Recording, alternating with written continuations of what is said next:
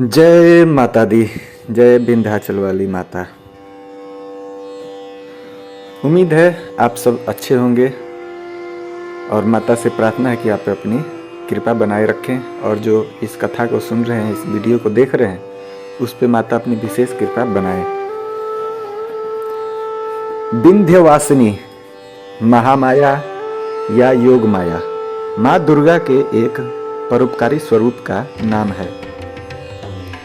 उनकी पहचान आदि पराशक्ति के रूप में की जाती है। उनका मंदिर उत्तर प्रदेश में गंगा नदी के किनारे मिर्जापुर से 8 किलोमीटर दूर विंध्याचल में स्थित है।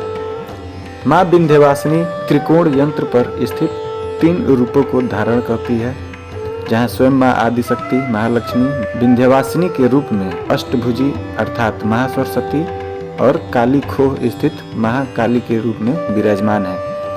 मान्यता के अनुसार सृष्टि आरंभ होने से पूर्व और प्रलय के बाद भी इस क्षेत्र का अस्तित्व कभी समाप्त नहीं हो सकता। देवी को उनका नाम विंध्य पर्वत से मिला और विंध्यवासिनी नाम का शाब्दिक अर्थ है वह विंध्य में निवास करती है। ऐसा माना जाता है कि धरती पर शक्तिपीठों का निर्माण हुआ जहां सती के शरीर के अंग गिरे थे, लेकिन विंध्याचल वह स्थान और शक्तिपीठ है जहां देवी ने अपने जन्म के बाद निवास करने के लिए स्वयं चुना था। श्रीमद् भगवत पुराण की कथा के अनुसार देवकी के 8वें गर्भ से जन्मी श्री कृष्ण को वासुदेव जी ने कंस से बचाने के लिए रातों रात यमुना नदी को पार गोकुल में नंद जी के घर पहुंचा दिया था तथा वहां यशोदा के गर्भ से पुत्री के रूप में जन्मी आदि पराशक्ति योग माया को चुपचाप मथुरा के जेल में ले आए थे। बाद में जब कंस को देवकी की 8वीं संतान के जन्म का समाचार मिला तो वह कारागार में पहुंचा।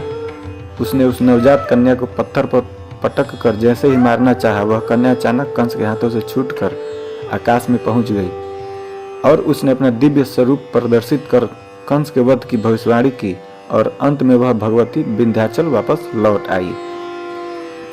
भगवती विंध्यवासिनी आधा महाशक्ति है। विंध्याचल सदा से उनका निवास स्थान रहा है। जगदम्बा की नित्य उपस्थिति ने विंध्यगिरी को जागृत शक्तिपीठ बना दिया।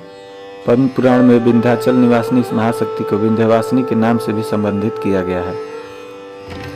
श्रीमद् भगवत के 10वें स्कंद में कथा आती है, सृष्टिकर्ता ब्रह्मा जी ने जब सबसे पहले अपने मन से स्वयंभुमन और शत्रुपा को उत्पन्न किया, तब वह विवाह करने के उपरांत स्वयंभु मनु ने अपने हाथों से देवी की मूर्ति बनाकर 100 वर्षों तक कठोर तप किया था। उनकी तपस्या से संतुष्ट होकर भगवती ने उन्हें निष्कंटक राज्य वंश वृद्धि एवं परम पद पाने का आशीर्वाद दिया था। वर देने के बाद महादेवी विंध्याचल पर्वत पर चली गई।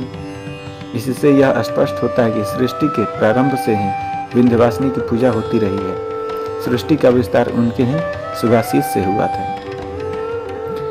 और मार्कंडेय पुराण के अंतर्गत वर्णित दुर्गा सप्तशती के 11वें अध्याय में देवताओं के अनुरोध पर भगवती उन्हें आश्वस्त करते हुए कहती है, देवताओं 28वें युग में शुभ और निशुंभ नाम के 2 महादैत्य उत्पन्न होंगे। तब मैं नंद गोप के घर उनकी पत्नी यशोदा के गर्भ से अवतीर्ण होकर विंध्याचल में जाकर रहूंगी और उक्त दोनों असुरों का नाश करूंगी। शास्त्रों में माँ विंध्यवासिनी के ऐतिहासिक महात्म्य का अलग अलग वर्णन मिलता है। शिव पुराण में माँ विंध्यवासिनी को सती माना गया है तो श्रीमद् भगवत में नंदजा देवी नंद बाबा की पुत्री कहा गया है। माँ के अन्य नाम कृष्णानुजा वन दुर्गा भी शास्त्रों में वर्णित है। इस महाशक्ति में वैदिक तथा वाम वार्ग विधि से पूजन होता है। शास्त्रों में इस बात का भी उल्लेख मिलता है कि आदिशक्ति देवी कहीं भी पूर्ण रूप में विराजमान नहीं है। विंध्याचल ऐसा स्थान है जहाँ देवी के पूरे विग्रह के दर्शन होते हैं। शास्त्रों के अनुसार अन्य शक्तिपीठों में देवी के अलग अलग अंगों का प्रतीक रूप में पूजा होती है। संभवतः पूर्ण काल में विंध्य क्षेत्र में घना जंगल होने के कारण ही भगवती विंध्यवासिनी का वन दुर्गा नाम पड़ा।